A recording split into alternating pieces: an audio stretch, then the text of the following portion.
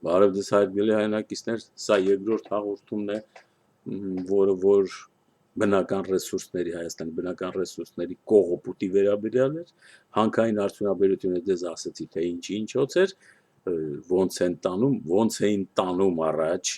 ոնց էր սովետական շրջանում կուսակցական ապարատը կաշառակերությամբ էր զբաղվում, հետո գորը քիչ-քիչ անցավ արդեն ներքևի օղակներին, կուսակցության մեջ ընդունվելը դարձավ նախապայման, որպեսի գող լինելու համար դի կուսակցական լինես, թե չէ գող որ չեղար, կուսակցական չես կարա լինես։ Այդպիսի բան է, պետք է իրար տլես։ Գողությունը կատարվում էր անպայման կուսակցականների միջև։ Խոսքը չի վերաբերում օրենքով գող պատանիներին, որոնք բանտերում եւ աքսորներում նկարում էին, նվագում էին, թե վառածկայա դոլյա։ Դրանք բոլորը քավության նոխազներ էին, երիտասարդներ, մարդիկ, որոնք զոհ գնացին այդ սիստեմներին, դառնալով օրենքով գողեր։ Եվ հիմա էլ եթե դրանք կան, պարզապես դրանց պետքա հետները զրուցել, ասել տղեկ, սենց, էսա վիճակը, ձեզ պարզապես խաբել են, իսկական գողերը նրանք են, որոնք պատրաստեցին կյանքի համար պայմաններ, որ դուք մարդ չդառնաք, այլ դառնաք օրենքով գողեր, հսկեք իրենց բանտերում, կարգու կանունը եղավ, հետո եւ դուրս եկաք, մտնեք ծառայության մեջ, KGB-ի օղակների մեջ, բայց ձեզ չի կպնի ոչ մի բան, կգողանաք, կնստեք, իշխանության տեսակներ կունենաք ձեր շրջապատի վրա, ռոմանտիկա, այսպիսի բաներով խապեցին, եւ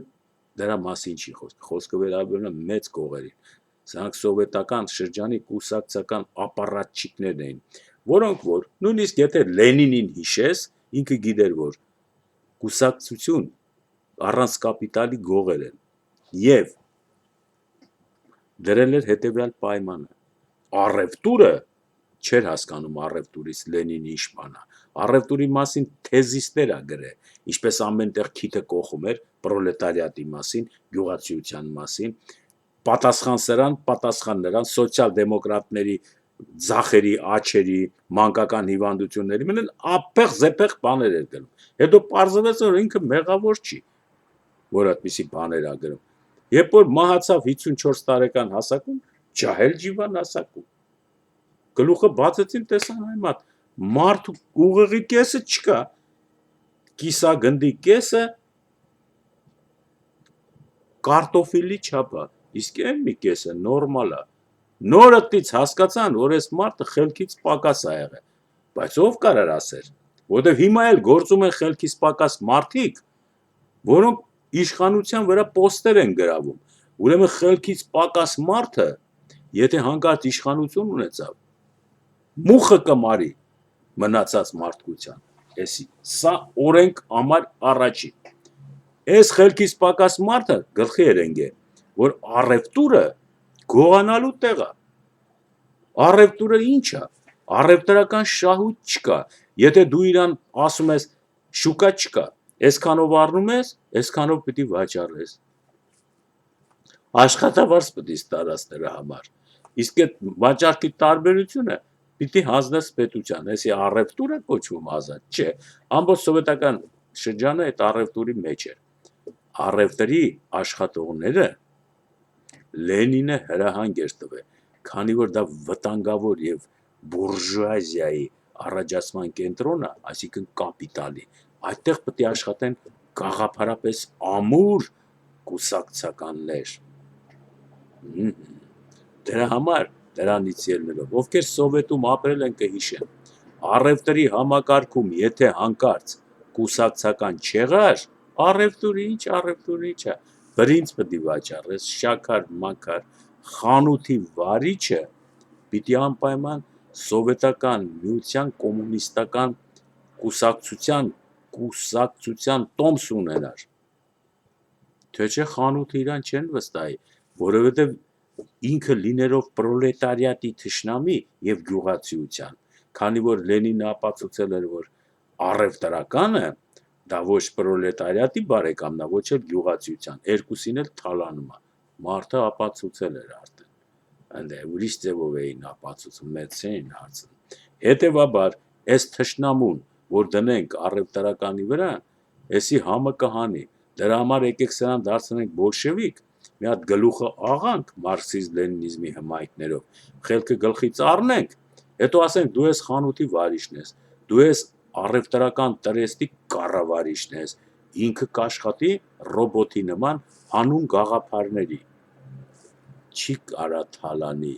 որովհետև մենք արդեն իրան գաղափարապես հեռու ենք վանում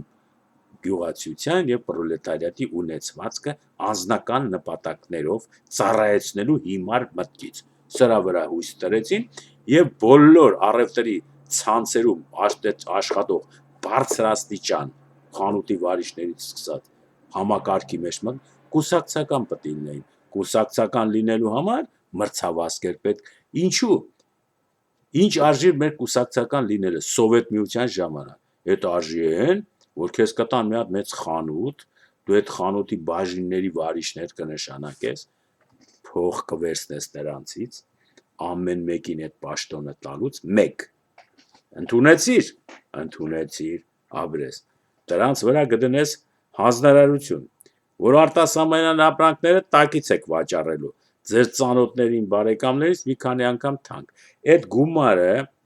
կբերեք կտակ ինձ, ես այդ գումարից ձեզ փայաբաժին կհանեմ, տեսեք ինչ լավ զարգացած համակարգ էր Սովետին, առևտրի սիստեմում, այդ փայաբաժինով դուք արդեն ինժեների նման չեք ապրի, նրանք 120 ռուբլի են ստանում, դուք կստանաք 600, 800, եղա, ես կստանամ այս ամբողջ բազարից, մի քանի տասնյակ հազար, ես կպահեմ իմ վերևում գտնվող ռայկոմա կուսակցական ապարատին կսնեմ, համեստ գումարով և նրանք էլ կապրեն, հասկանալի է, և ստեղծվել էր կոռուպցիոն սիստեմը, ինչի վրա էր ստեղծել Սովետ միության կոռուպցիոն սիստեմը, այս բաշխման մեխանիզմների վրա էր ստեղծվել, և հանկարծ այս համակարգը իրա մեջ առնում էր նորանոր մարդիկ, օրինակ, վաճառողը հասարակ, կանգնել միսա վաճառում, այդ համակարգում, կուսակցական չի, խանութի վարիչը կուսակցական, նա պետք է հսկի, որ պրոլետարիայի շահերը ոտնահարող հանկարծ չլի իր խանութի մեջ, բայց մսավաճառը, այդ տգետը, որը չի հասկանում ինչ բան է պրոլետարիատ, որ աշխատում է հայ-էլեկտրոգործանում, որ պետք է միս ուտի,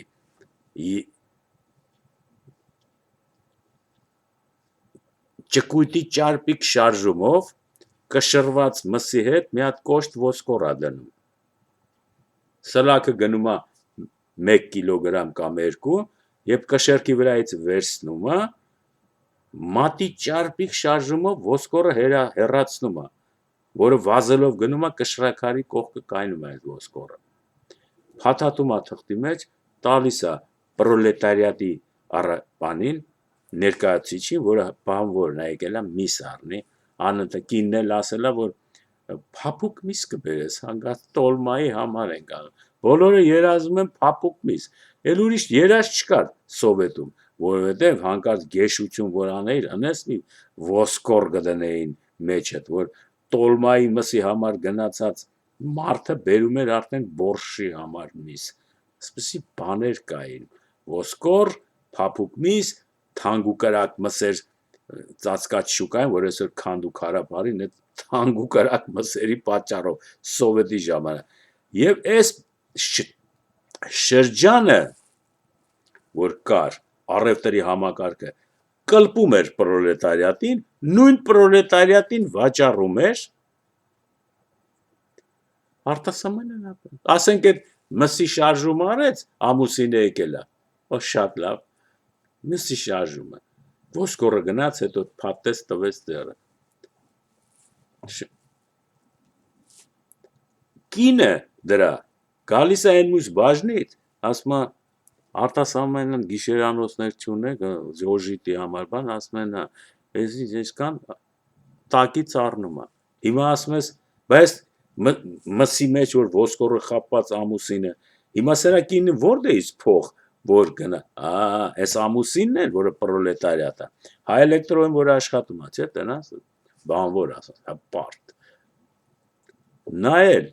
փայաբաժին ունի, նաչալնիկ ցեխի հետ, որովհետև բանվորների աշխատավարձը, լավ բանվորներին, 300-ից ավել չեն տալի, ինչքան ուզում ես աշխատի, նարյադներ են գրում, բաներ են անում չեն, ինժիները, որ աշխատում է, մաստերը, 2 անգամ քիչ աստան, բանվորին է ես, որ մսի պրյոմի տակ էր մտել, կինն էլ գնաց վերցրել,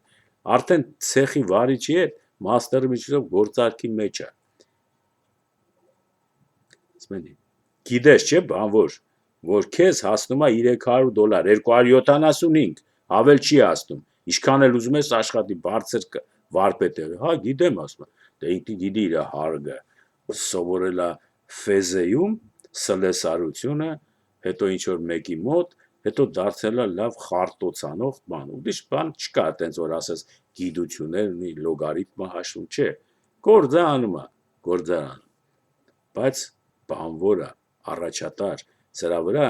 ռազրյադը բարձրացնում են և իրավունք ունեն գրեն 275 ռուբլի, 305 ռուբլի, որ գրում են,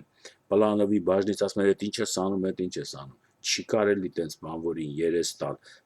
նորմաները ուրեմն պիտի կրճատվի, որտեղ Սովետ միության բանը պլանային համակարգ ասում է, բանվորը պիտի ստանա այնքան, ինչքան, սա հաշված է,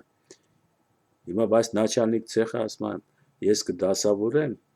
քու վրա կգրենք 500 ռուբլի, եղավ, ասում է եղավ, կետաս կստանաս էդ 500 ռուբլին, 150-ը կբերես կտաս ինձ, 50-ը կպայես քեզ, 300 էլ քու նարյադներ, այդ ամիս կստանաս 350, ուրախ ես, ուրախ է, այնց այս $50 ռուբլին է, որ գնում է իր կնոջ մոտ, որը գնում է այդ խանութի կտորի բաժին, ասում է արտասահմանյան գիշերանոցներ չունենք, ոտից եկած փող է, չէ, և համակարգը մեկը մույսին բերանն է լվանում, սովետական համակարգը, Հայաստանում հատկապես, Ադրբեջանում առավել ևս, սարսափելի Վրաստանում, Ռուսաստանում էշիականջում քնած են, էսի չկա, բայց հեչ մի տարբերություն չկա, նրանք աղքատ են, մերոնք բյուջեի հաշվին, Ադրբեջանը, Վրաստանը, Կովկասյան հանրապետությունը խելոք են, սա իրականությունն է, հիմա այս խելոքները իրար են եկե անկախացել են, ոչինչ չի փոխվել, Ադրբեջանի հանրապետությունում նույն ձևի կողոպտում է իր ժողովրդին, հեսա նավթը կողոպտեց, տենանք ինչ է կողոպտելու, հանքավայրերը փակեն, տեսար, հələ խապել է, Վրաստանում նույնը, Հայաստանում նույնը, ոչ մի բան չի փոխվել, մնացածի հետ գործ չունենք, Բելառուսիայի անունը չենք տալի, որովհետև դա մի ուրիշ մոլորակի երկիր է և ղեկավարն էլ կոմունիստ չի, այլ ինչ-որ այլ մոլորակային, այսինքն անհատը իր բարոյա կամային հատկություններով կարող է երկիրը փոխի, սա է ասում ինքը, մեր մոտ այդ անհատը չի առաջացել, որովհետև այդ անհատը չի սիրում ոչխար պահել, սիրում է ոչխար ուտել, չի սիրում ավտո սարքել, սիրում է ավտո վարել, և այս հակասությունները բերում անա, որ սրա վրա շուրջը պետք է մտածի, շարժվենք առաջ, կոռուպցիան տեսակ ոնց եղավ Սովետ միության մեջ, այսօրվա Հայաստանի կոռուպցիայի վրան չեք զարմացել, ասում ինչ որ ցանես, են էլ կհնձես, ով պիտի խելքի բերի, Ռաֆֆի Հովհաննեսյանը, հույսը, արտասահմանում կոռուպցիա ինքը չի բերել, չկա, այս մարդը սովետական շրջանի մարդ չի, թե ինչ ակնկալներ կմատուցի, եթե հանկարծ իշխանությունը կիսի Սերժ Սարգսյանի հետ, որը կոռուպցիոն թագավորության ներկայացուցիչ է, մենք չգիտենք այդ քիմիական ռեակցիան ինչով կվերջանա, մենք չենք կարող այդ եզրակացության անել, պարզապես պիտի տեսնենք և գրանցենք, եթե նրանց մեջ հանկարծ այդպիսի համեմատություն, համագործակցություն լինի, առայժմ սպասում ենք, չէ, ապրիլի 9-ը առջևում և այլն, Սիսիանի ոչխարապահության խնդիրը, որ մտավ Հայաստան, դեռ Սիսիան չկար, կար առաջի պարսիկ շուկա հետազոտողները, որոնք եկան եւ տեսան պահոստը ոչխարի հանք կա։ Դուք հիշում եք տարիներ առաջ տեղի ունեցավ հետևյալը. նրանք հանկարծ գնեցին տվյալ պահին շուկայում ինչքան ոչխար կա, քրդերից, տներից, մներից, չէ որ մասնավորներ է պահում։ Եվ սենց գինն էլ գիտես ինչ, շատ լավ,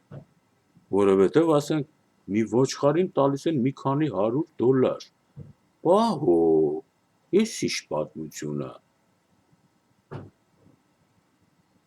Միանգամից մի քանի տասնյակ հազար ոչխար Հայաստանից դուրս տարան, շուկան ընդ ասեց, էսի շատ ադամանդի գործ է, Հայաստանի ոչխարները պետք է ուտեն արաբական աշխարհներում շեյխերը եւ հարուստները, որովհետեւ շատ լավ է միսը, պարսիկները վերադարձան։ Հայտնվեցին առաջին ոչխարա բիզնեսմենները եւ դրանցից մեկը, որի համար ես չեմ ուզում նույնիսկ անուն տալ, որը ազատամարտիկ էր, կռվել էր Մոնտե Մելքոնյանի կողքին, Մոնտե Մելքոնյանի հետ եւ այլն, հաղթանակից հետո վերադարձել էր Ամերիկա, աշխատել էր այնտեղ, բիզնես էր արել, երբ որ տների գները հելել էին, իջել էին, մի քանի միլիոն էր վաստակել, բայց քանի որ հայրենիքը շատ է սիրում, նորից վերադարձել էր եւ այդ ժամանակ հանդիպեց այս ոչխարի բիզնեսի պարսկական հետախույզների հետ եւ իր խելքն էր պարկե իր ունակության սահմաններում, որ ինքը այդ ոչխարի բիզնեսի վրա կարա միջով մի բան անի, բայց այդ ընթացքում ինքը Հայաստանում կարողացավ մինչև այդ ոչխարի լուրը ստանալը իր փողերը փչացնել հայկական միջավայրում, այս կամ այն բիզնեսի մեջ դնել, կորցնելով եւ հափշտակվելով։ Բայց զարգանալով, հասկանալով, որ հայկական Հայաստանի միջավայրում բացի ազատամարտիկ լինելուց եւ մեդալներ վաստակելուց հանուն հայրենիքի հերոսության, արաբոյի եւ այլնի համար, այս բոլորի, որ վաստակում ես, բայց պիտի նաեւ գործից հասկանաս։ Եվ ինքը գործից հասկանում էր, վերջը ամերիկյան ներկայացուցիչ, որտեղ արդեն ռելիստետի գործար է, առևտուր է, հոտառություն ունի, որ հայկական ոչխարը բացվող բիզնես է, բայց չգիտի որ խիարը թարս բուսնեղը Հայաստանում, այդ հետո պիտի իմանար, երբ որ արդեն 2013 թվականին նախագահական ընտրություններին Սերժ Սարգսյանը պիտի հայտներ, որ մեր մոտ խիարը թարս է բուսում, հա, հանկարծ չմտածես սերբը ծանես, խիարս ես կելի կկախվի, կարող է հետևից այդ բուսնի։ Եվ այս հանգամանքը հաշվի չառնելով, այս անձնավորությունը միանգամից գաղափարը շատ դուր եկավ եւ արդեն փողերը պրտել են, նետվեց դեպի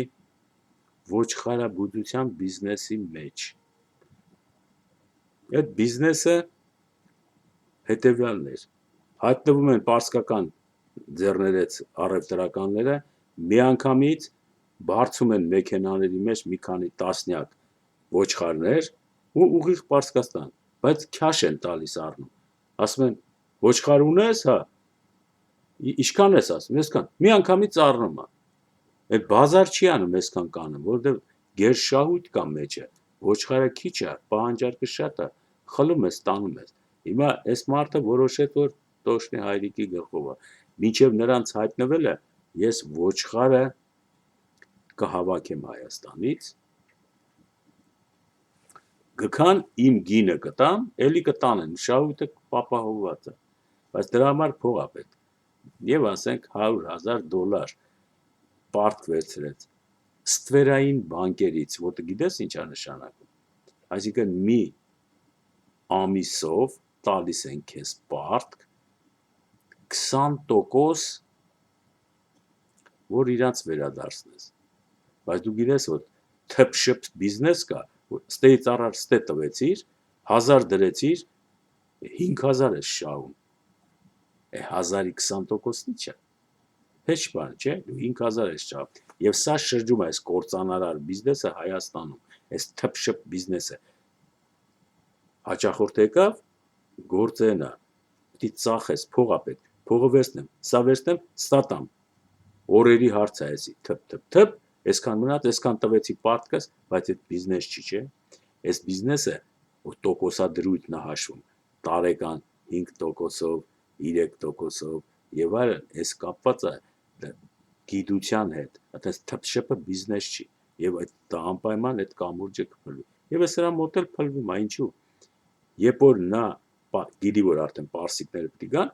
հավաքելու, դրանից առաջ ինքը ոչխարը պետք է հավաքի, չէ՞։ Իսկ ոչխարից առաջ փողը պետք է հավաքի, չէ՞։ Ահա։ Հետո պատրաստ արդեն պարսիկներ երևացին սահմանի վրա, արդեն գալիս են, չէ՞։ Ասում են, եկանք ոչխար առնել։ Ինքը պետք է այդ փողով ոչխարները առնի, հավաքի։ Պարսիկներ եկան, ով ոչխար ունեմ, ես ունեմ։ Ուրիշները չունեն իմ մոտ։ Առ, տուր, վերջացավ։ 100,000-ը դառավ 1 միլիոն կամ 500,000։ Արքու 120,000-ը տվեց են ստվերային բանկերին։ Նա ուրախացան, սրանք ուրախացան։ Այսինքն բիզնես չի լում, sense բան չի լում։ Այդ ժամանակի ընթացքում ապացուցում է, որ այդպիսի բան չի լում, որովհետև կողքից վազում է ավանտյուրան, քաղաքականությունը, գերշահույթը եւ տեսակ վտանգներ։ Դե այս մասին ինչ որ մեկը կբացատրի իմ փոխարեն։ Հիմա այս process-ի ժամանակ 100,000-ը, որը վերցնում է բանկերից, ստվերային, ոչ թե կենտրոնական բանկից, ստվերային բանկից, որովհետև կենտրոնական բանկը քեզ հենց այնպես ոչխար առնեմ, ոչխար ծախեմի վրա փող չի տա, եթե ոչ մի գրավ չունես։ Իսկ այն ստվերային բանկը տղեկը սերիալների մեջ տեսնում եք, չէ՞, հենց ստվերային բանկերի սերիալներ, ատրճանակներով, այս պարտքն չի չես տալիս։ Դե կտամ գործերս ոչխարը, օրինակ, ոչխարը սենց դետես, հա, լավ մտածի, սենց երևույթների տակ, հիմա սա հայտնվում է այդ վիճակում։ Փողը վերցել է, 2 հոգով են։ Փողը տալիս է, պարսիկները եկան, ընկերոջը ասում է արդեն ոչխարները սկսի առնել ու հանկարծ ընկերը անհետանում առանց ոչխարները առնել։ Ընկերը անհետանում է։ Բայց փողը ինքն է վերցրել։ Արդեն սերիալը սկսում է, այստեղ խլել։ Փողը երբ ես տալու։ Դե կտամ էլի, ընկերս ասես բան, դե տեսա, տոկոսները սկսում են աշխատել։ Տղան ազատամարտիկ, խրված Հայաստանում, չի կարա արդեն դուրս էլ գփախնի Ամերիկա, որովհետև արդեն այնտեղ ցուցակի մեջ գրել են, որ սա այրոպորտից չի կարա դուրս գա։ Մինչև այդ փողը չվերադարձնի։ Այս դրության մեջ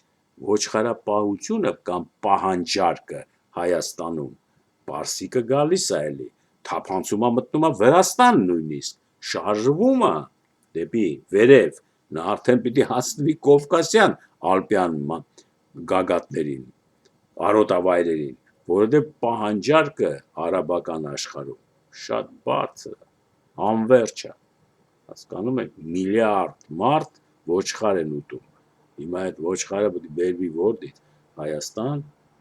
Ադրբեջանը ոչխար չունի, հա, չիմանաք, որովհետև 20% ըստ իրանց հայտարարության մեր արոտավայրեր ոչխարների համար Ղարաբաղը խլել է իրանցից, իրանք են մաթալ մնացել ոչխար չունեն։ Նախիջևանն էլ չունի, արոտավայր չկա ալպյան, ամենը Հայաստանում են եւ այսպես կանաչ զոնաները գնացին Լեռնահայաստանում։ Գործը հասնում այնտեղ, որ լրատվությունը գրում է, ոչխարի գործի մեջ մոնոպոլիա է ձեռք բերում Սերժ Սարգսյանի եղբայր Սաշիկ Սարգսյանը։ Սաշիկ Սարգսյանը դառնում է հանկարծ Հայաստանի ոչխարները գնող առաջի գնորդը։ Սաղ պարտավոր են իրան վաճառել։ Դուք կհիշեք տարիներ առաջ, այս ոչխարի բիզնեսի ժամանակ առաջացած այս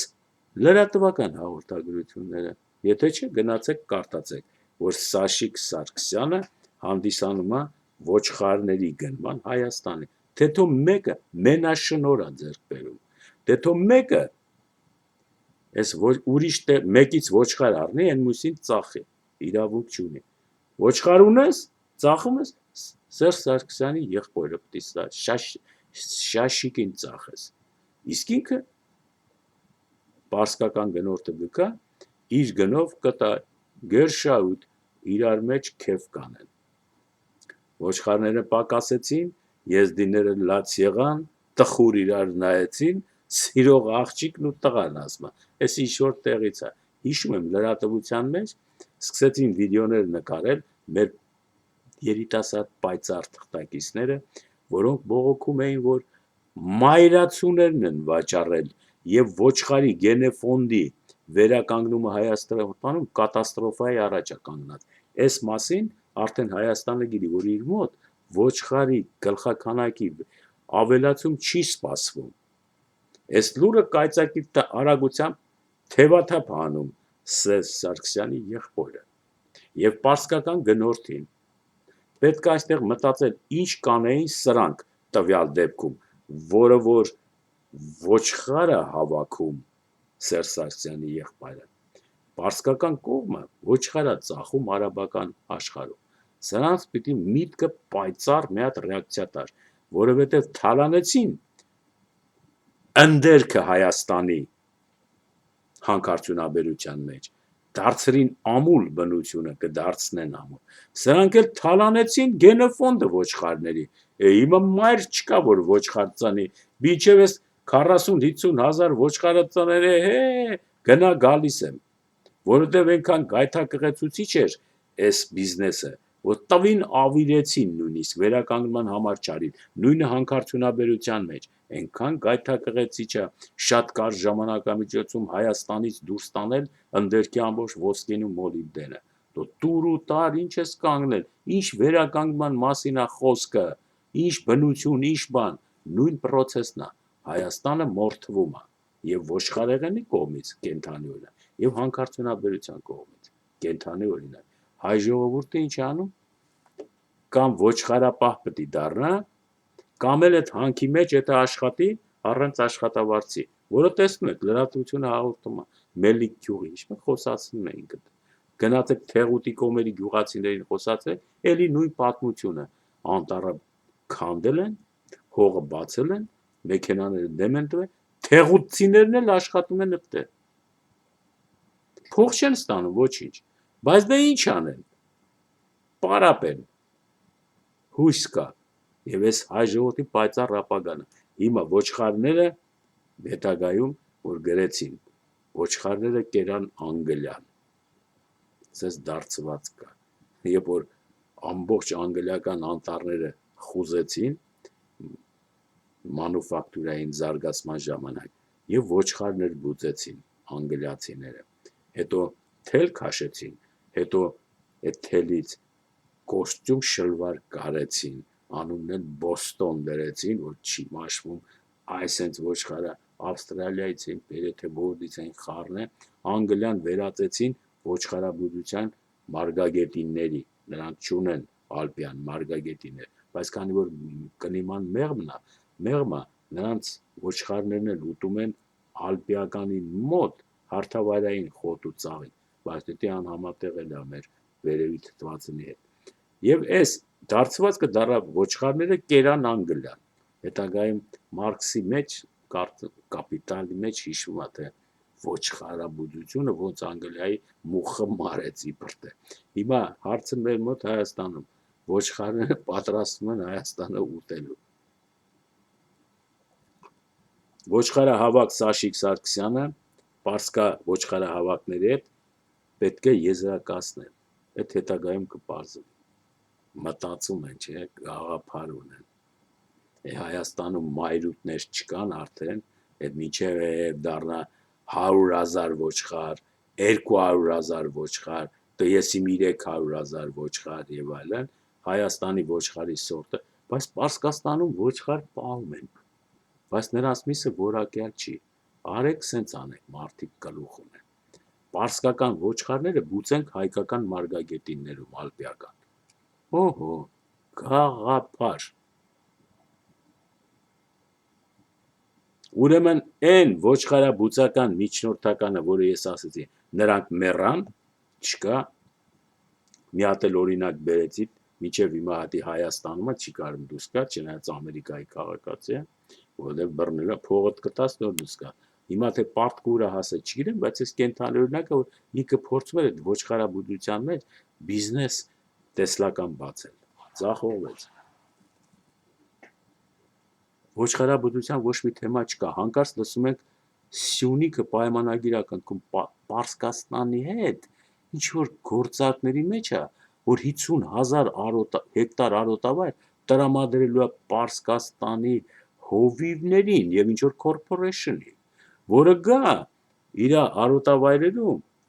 ռենտ անի արոտավայրերը 10 տարով եւ իր ոչխարները բուծի, Հայաստանում ոչխար չկա։ Իր գառները բերի, ոչխար դարձած տանի։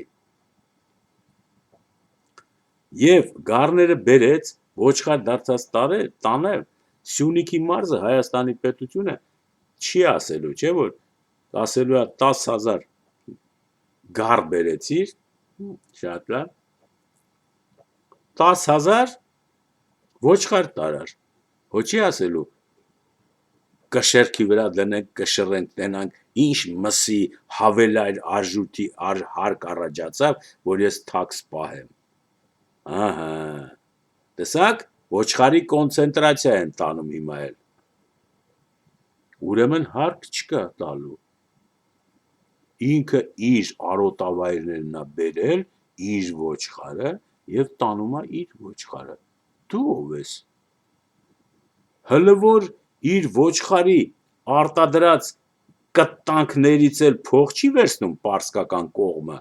որ ես լսին, ոչխարս եկել է քոմարը աշխատում է, քու դաշտերդ ու մաշտերդ լեռներդ է պարարտացնում, իմ ոչխարը խեղճը նստած խոտը ուտում է, հոգին դուս է գալի, հետևից էլ պարարտանյութ արտադրում, դու էլ գալիս ես գիշերով ուրախանում ես, ուրեմն Հայաստանը պետք է փող տաս ինձ, որ պարսկական կողմը հետ ասի լավ խիչները չեն կորցրել կամ գլխի չեն ընկել, այս հարիվ հայկական կառավարության հետ բանակցելու, բայց դե բանը դրանում չի, բանը նրանումն է, որ սա կոնյակի գործարանի վաճառքի օրինակն է, այ Բագրատյանը կա, չէ, կոնյակի գործարանի փայատեր է, երբ որ վարչապետ էր, կոնյակի գործարանը ֆրանսիական ընկերության միջոցով առան, բայց իրանք մեջը փայատեր են, կառավարությունը փայատեր դարձավ, ոչ թե կառավարությունը, անհատ մարդիկ, այդ Բագրատյանն է դա, որ նախագահի տեխնացու էր, չէ, էլով է փայատեր կոնյակի գործարանի մեջ, հերթով կարող ես ասել, Լևոնյան շրջանում էլ կոնյակի գործարանը այդպես դարձավ փայատեր, հետո նոր կաուչուկը գնաց այդ գործի վրա, օտարները փայատեր, տեղացի պաշտոնյաները փայատեր, մինչև այսօր վարչապետի աղբերը մաղբերը այդ գործի մեջ են, չէ, որոնք աշխատավարձ չեն տալի, բայց դրսից ավշարային կողոպուտներ են անում Նայիրիտի վրա, բոլորը լռում են, նույն բանը կոնյակից տեղափոխվել է ոչխարների վրա, վարչապետը եւ ոչխարները հավասարվել են իրար,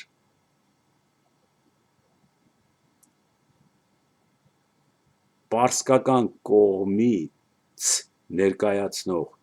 ոչխարաբուծականը Հայաստանում գտնվող օլիգարխ փայատերեր են, որոնք նորից երկիրը թալանում են, այս անգամ հիմնվելով պարսկական կողմի վրա, գրանցում են այնտեղ իրենց կամփանին ոչխարաբուծական,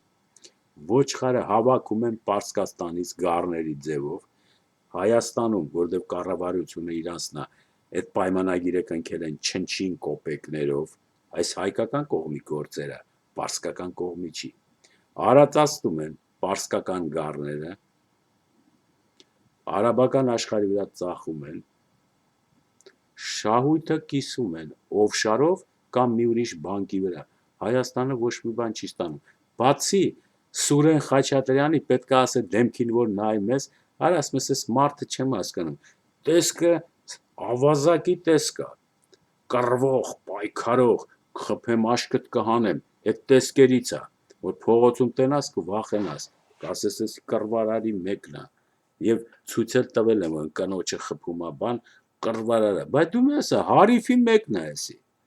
եթե մեջն է ինքը, Չէ, սի կարգի խելոք մարդ է։ Իսկ եթե իրան անցել են, ասել են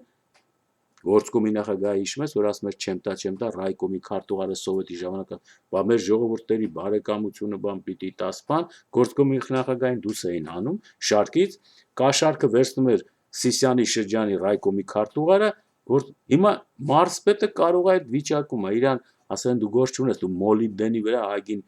փող ես շինում, ոչխարաբուդության հետ գործ չունես։ Շատ խելոք կմնաս, եթե խելոք չմնաս, մենք Ռաֆին արդեն ասել ենք, որ ինքը քեզ լեսկա ասի, հրապարակում էլ հայտարարի, որ Ղափան եմ գալի, արի ժամադրվենք, տենամ ինչ է իր ասում։ Ուրեմն Սուրեն Խաչատրյանն է գործը, որ ես Ռաֆին sense թարգետ ա վերցրես, ոչխարաբուդության հետ գործ ունի։ Այսինքն պայմանագիրը կնքված է 50,000 հեկտարի, որ պետք է Պարսկական այդ կորպորեյշնը գա գառները արածացնի հայկական ալպիական Սիսյանի շրջանում Զանգեզուրի։ Հետո Դուստանի։ Սուրեն Խաչատրյանը կա այդ գործի մեջ։ Կարծես թե չկա, այլապես նրա անունը Ռաֆուի հանրահավաքում չեր թիրախ վերցվի, հատկապես ստեղ ընտրությունները գործ չունեն։ Ինչու՞։ Նախնական հաշվարկները տեսեք ինչ են ասում։ Զանգեզուրի հատկապես Սիսյանի ալպիական արոտավայրերում արածելու են 2 միլիոն ոչխար։ Տեսակ 2 միլիոն ոչխար, 1000, 10,000, 20,000 չէ, օհո, միլիարդանոց բիզնես է էսի, դոլարով։ Հետո, բա ովքեր են լելու այդ 2 միլիոնի չոբանները, ես էլ թուրք չոբանը չի լելու, 3,000 են սովետական փողով, հայերը չեն անում չոբանություն, չոբաններին բերելու են, օհո, արտասահմանից, նույնիսկ տեղական ժողովուրդը չոբան աշխատելու իրավունք չունի։ Տեսակ ինչ եղավ։ Ուրեմն ստեղ ասում եմ, այս գործարքի մեջ հայը վստահություն չի ստանում։ Իսկ հային ով գիտի, որ անվստահելի է։ Մենակ գիտի տեղական օլիգարխը, որտեվ ինքը գող է, դրա համար գիտի, սա հայերը գող են, իր ոչխարները գցեն, կուտեն, հետո կասեն գել է կերավ։ Պարսկական կողմը այդպիսի մենթալիտետ չունի։ Նա ասում է հայերը վստահել են այն մարդ, մեր հետ ապրել են քրիստոնեական, հայերը սենց հայերն ես պատմել են, բայց այս մասը, որ արդեն գիտեք ովքերից ենք, ասում է չէ, դրանց իսկ բերենք, մեր հետ գործ չունեք, այն մարդ հայերը չէ, չէ։ Հիմա սրանց դեմ առնելու համար արագ Ռաֆի Հովանեսյանը պետք է դնի գործը։ Հայաստան ներս չես կարա բերես, աշխատա ուժ ու ես պարսկական անվան տակ հայ օլիգարխների ստեղծած թալանչիական ոչխարա բիզնեսը միանգամից կտրի։ Որտեղ 10,000 հոգի զինված են գալու, որպեսզի պայքարեն գայլերի դեմ, որոնք որ ուտում են ոչխարներին, սրանք պետք է հրացանու թվանք ունենան, 10,000 զինված մարդ Զանգեզուրի շրջանում, ադրբեջանցիներ են իրար հետ են խոսում մտել, այդ նույն բանը, որը որ Վրացյանը խաղաց Նժդեհի գլխին 21 թվին, նույն բանը կատարվում է հիմա, նորից Զանգեզուրը թափանցում է զինված ադրբեջանցիներով, քաղաքականություն, զինված պայքար, ոչխարաբուծություն, օլիգարխ, կառավարություն, ընդդիմություն, որը հրապարակում ինչ-որ տրինգի է տալի, բայց չգիտի ինչ է անում, Սուրեն Խաչատրյան, Զանգեզուրի մարզպետ, որը որ կամ կմնա, կամ դուրս կգա, որին Ռաֆին ասում է, նա Ռաֆուն ասում է գլուխդ կջարդեմ, են էլ ասում է ինչին պապայիս ասեցիր հակահայ պատմաբան կեղծարար, որը որ քանի անգամ շրջանառվեց այդ բանը, որտեղ Ռաֆին ասեց, որ ինքը իր հոտ նախնական շրջանում իր հոր հետ համաձայն չի որոշ հարցերում, որը կապված էր հայկական կասկածելի պատմության հետ, բայց այսօր հրապարակից ասում է, լսի Սուրեն Խաչատրյան, հորս բան ասեցիր, գլուխդ էլ ես կջարդեմ, Ղափանում ժամը 10-ին գալուս եմ, արի հանդիպենք։ Այս դուխը ով ա տվել հայտարարության մարզպետին, որը ինքնիշխան Սյունիքի, որը թաղված է ոչխարի պայմանագրի մեջ, ստեղ ինչ որ մի բան են չի, առաջիկայում այս խոսակցությունից հետո կերևավ, թե այս ոչխարների համար 50,000 հեկտար տրամադրել է 10 տարով, 10,000 զինված աշխատաուժ թափանցել է Հայաստան, 2 միլիոն ոչխարների առկայությունը Հայաստանում, ալպիական մարգագետինների ոչնչացումը 2 միլիոն ոչխարների կողմից, որովհետև 2 միլիոն ոչխար արդյոք հաշված է Զանգեզուրի ալպիական շրջաններում, որ նրանք կարող են քեֆտերը ուզածի պես արածել, երբ որ հայտնի է, որ ոչխարը պոկում է ամենահողին կպած մասը խոտի, այնպես է պոկում, որ վնասում է նաև արմատիկ և նորից զարգանալու բանին, աճին, ուրիշ տեղ ոչխարը, որ հանկարծ անցավ, որտեղ խոնավությունը, ջերմությունը, արևը մի քիչ չեն համապատասխանում, դե անապատ է դառնում, հիմա տեսեք ինչ է դուրս գալիս, ով է հաշվել այս բոլորը, հիմա ավելի խորը մտածենք,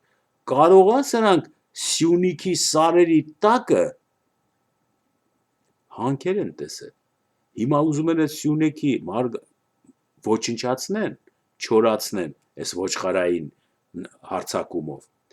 հետո ասեն դե ինչ անենք, ոչ անտառ կա Թեղուտի նման, որ ժողովուրդը վեր կենա ասի, մենք չենք թողնի մեր դարավոր անտառը քանդեք տակի հանքանենք, հիմա կասեն դե տեսեք բան չկա, քանդենք անենք, ու Զանգեզուրը պարզվի, որ դրա տակը ոսկի ու արծաթ կա, ով գիտի այս մասին այս ինֆորմացիան, սրանց խաղերին ոչ ոք չի կարա հետևի, թե հասկանա ինչ են անում, բայց որ պետք է կտրվի սրա ճանապարհը, պարսկական պետությունը այս ոչխարաբուծության հետ կապ չունի,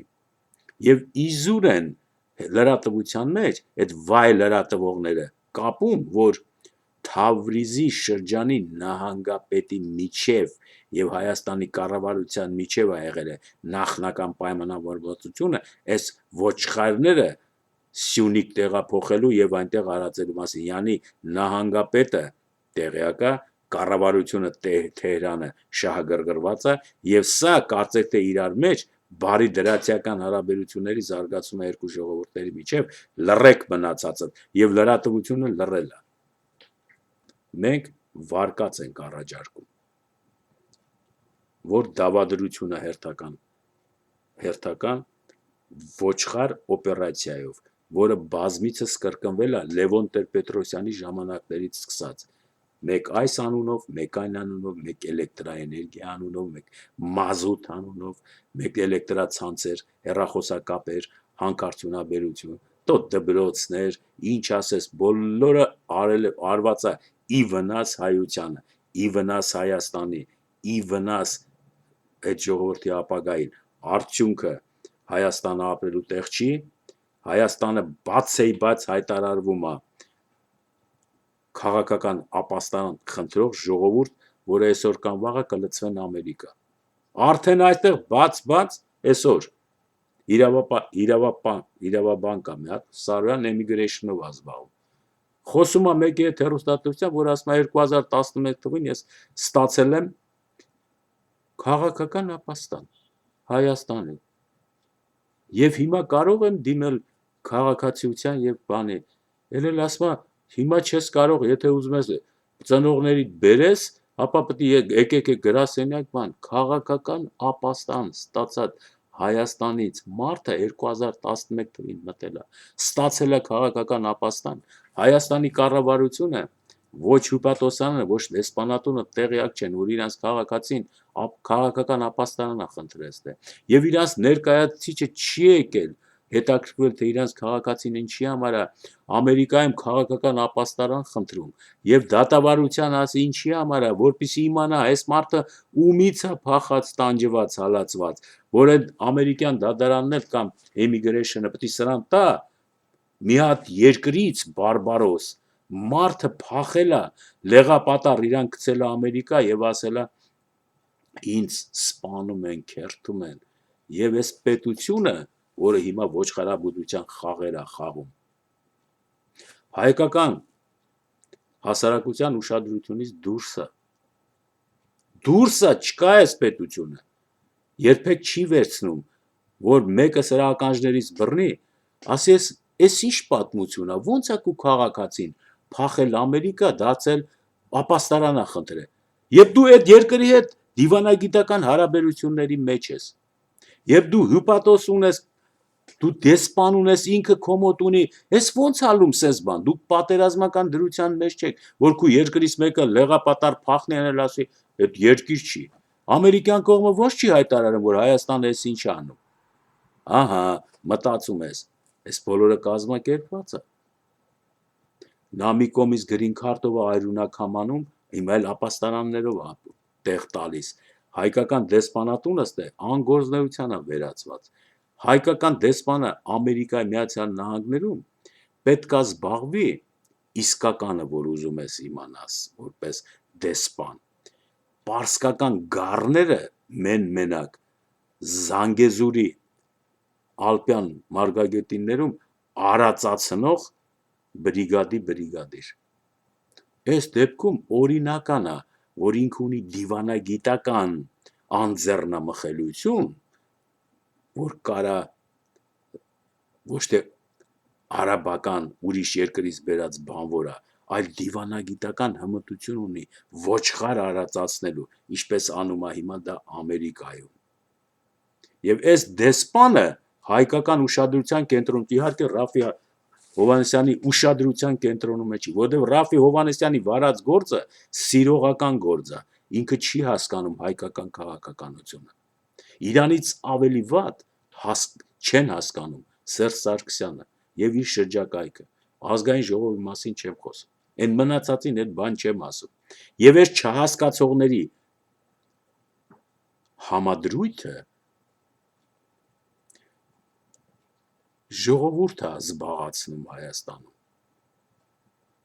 եւ ժողովուրդի հետ չի խոսում, ժողովրդին հասկանալի լեզվով, սանով ավարտում, ստեղծություն մինչև նոր հանդիպում։